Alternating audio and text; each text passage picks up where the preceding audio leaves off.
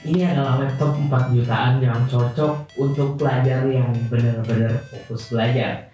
Jadi ini adalah Asus E410M.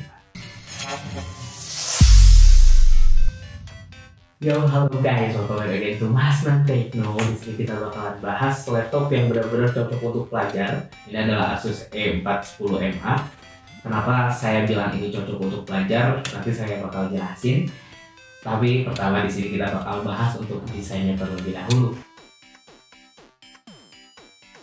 Jadi yang pertama di sini untuk bagian back covernya itu luar biasa keren. Kalau teman-teman kelihatan di sini ada tulisan huruf-huruf acak. Yang mana bagi saya ini cuma ada di laptop ini dan nggak ada di laptop-laptop lain.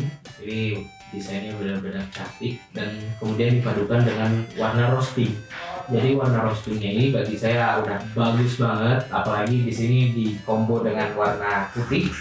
Jadi ini perpaduan yang cocok bagi saya. Tapi sayangnya karena di sini materialnya polimer, ini jadi kelihatan banget plastiknya.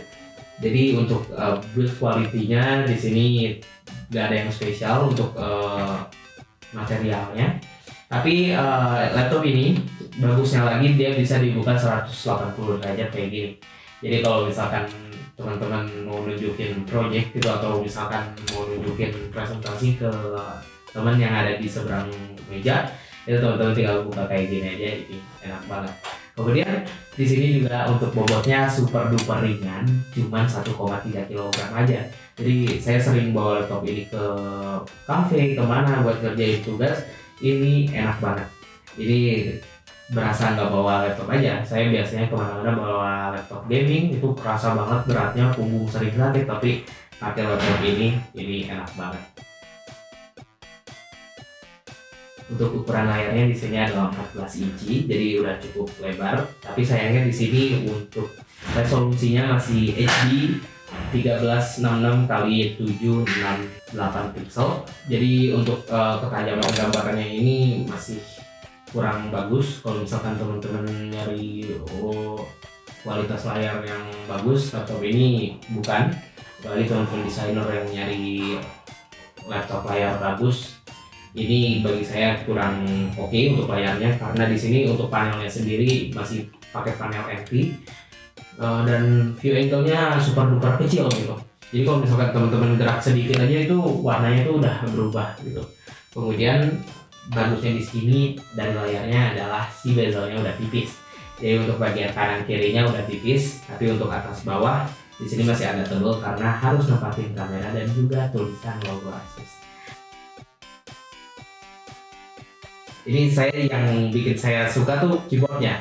Di sini pertama keyboardnya ini enak untuk dipakai ngetik, travel distance yang oke banget. Kemudian untuk backlit-nya juga, jadi laptop ini udah punya backlit. Ini jarang banget ditemuin laptop 4 jutaan udah punya backlit. Jadi di sini backlit-nya ada 3 level.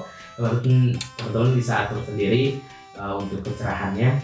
Jadi laptop ini kalau misalkan dipakai di ruangan yang cukup gelap, ini ada backlit-nya sangat membantu. Dan kemudian di sini juga ada highlight di bagian enter, ciri khas dari Asus VivoBook. Tapi sayangnya ini bukan seri VivoBook, kalau nggak salah ini cuma seri esensialnya Asus. Tapi dengan adanya highlight di bagian enter ini bikin laptop ini jadi lumayan ganteng. Jadi ini bikin laptop ini kelihatan elegan. Nah, untuk tombol powernya di sini masih nyatu sama keyboard. Jadi kalau misalkan keyboardnya konslet, otomatis si tombol powernya nggak bakalan berfungsi. Di sini juga ada satu hal yang menarik karena touchpad-nya ini ada numpad-nya. Jadi sama kayak ZenBook yang kemarin kita bahas, laptop ini punya numpad juga di bagian touchpad. Jadi ini ngebantu banget buat teman-teman yang ngolah data pakai numpad, jadi jauh lebih enak. Untuk indikator on off-nya dia cuma disediain LED satu titik.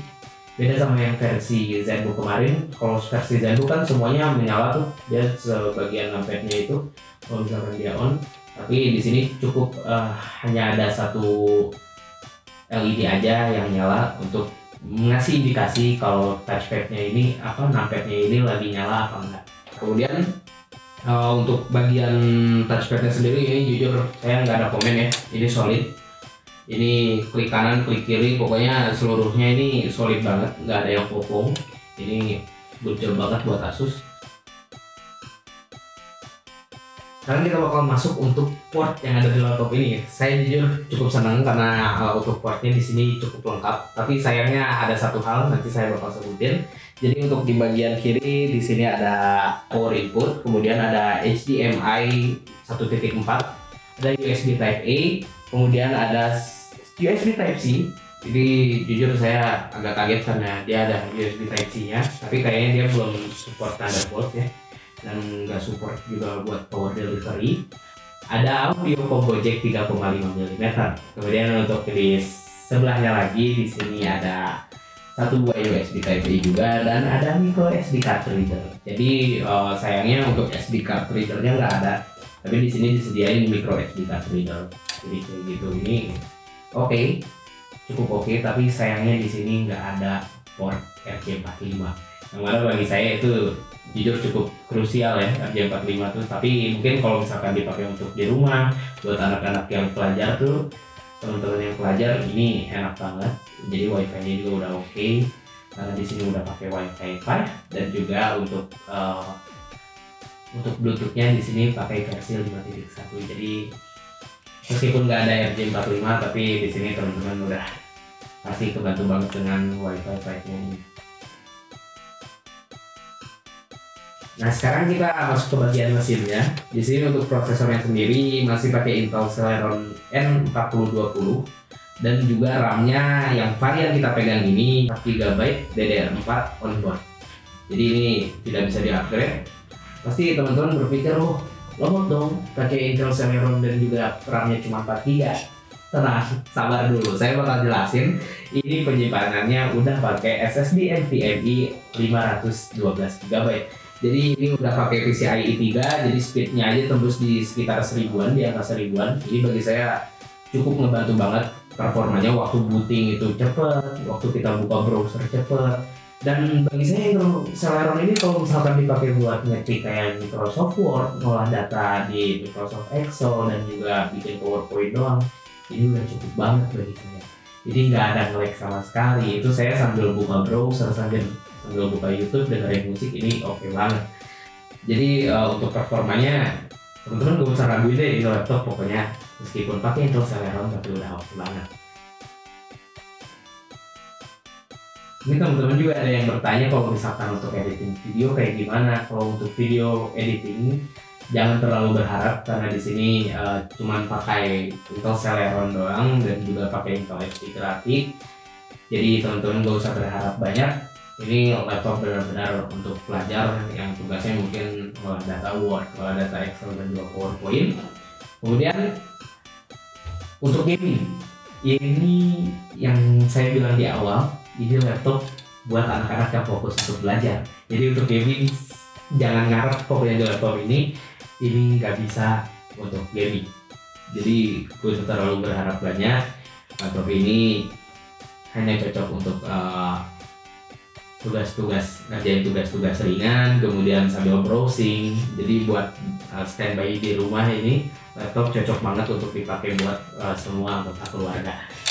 Tapi ada satu hal yang di sini saya kurang suka. Laptop ini kalau misalkan dipakai di jangka waktu yang agak lama, bakal terasa panas karena nggak ada fan-nya. Itu aja. Sekarang kita bakal masuk ke bagian kamera.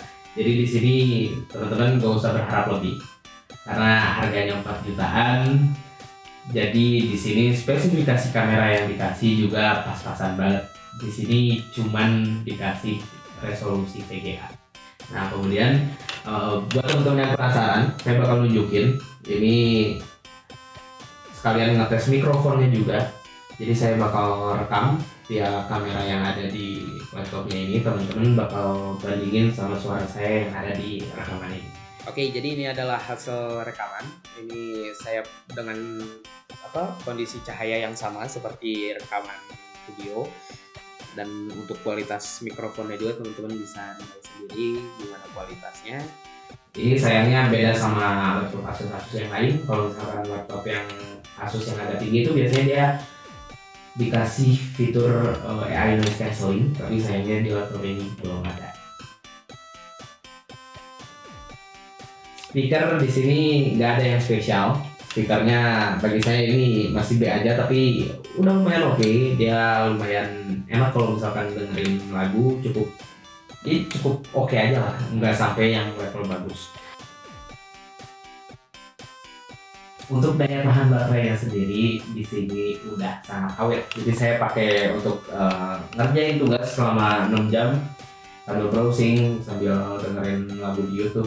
Ini laptop kuat banget. Jadi untuk daya tahan baterainya saya suka banget. Gak perlu ngecas, itu sesuatu yang very good. Kalau misalkan teman-teman beli laptop ini, teman-teman dapat bundling pertama, ya dapat Windows 10 original.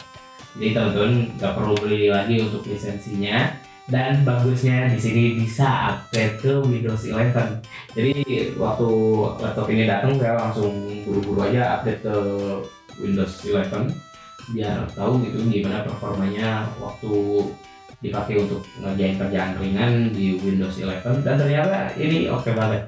Jadi nggak ada nge-lag sama sekali selama saya pakai, ini jujur keren. Dan kemudian bundling yang kedua adalah Microsoft Office Home and Student 2021. Jadi teman-teman nggak perlu lagi beli repot-repot untuk lisensinya dari Microsoft Office. Jadi kalau misalkan beli laptop ini udah enak banget ya, pokoknya teman-teman tinggal pakai aja. Kan biasanya kalau misalkan nggak dapat bundling itu kita harus capek-capek beli lagi lisensinya, mahal gitu kan. Terus kalau nggak harus nge-crack sendiri, itu juga bahaya gitu untuk keamanan data teman-teman. Jadi ini laptop udah oke banget secara bundlingnya. Ini harganya cuma Rp4.499.000. Tapi teman-teman kalau misalkan searching di e-commerce itu bisa dapat harga yang lebih murah. Itu pokoknya di sana harganya bervariasi, teman-teman bisa cocokin aja sesuai dengan budget yang teman-teman punya. Jadi mungkin itu aja kesimpulannya, laptop ini ya cocok banget gitu buat pelajar. Saya justru senang banget kalau misalkan anak-anak harus pakai laptop ini buat belajar, karena dia gak bakalan ke-distract buat main game. Karena buat main game aja jadi laptop lumayan kurang, tapi untuk ngerjain tugas-tugas ringan ini laptop rekomend banget. Jadi itu aja review singkat mengenai Asus A410M4. Buat teman-teman yang suka silahkan langsung dibeli aja. Saya juga naruh linknya di deskripsi. Jangan lupa di like, comment, dan subscribe. See you at the next video. Bye-bye.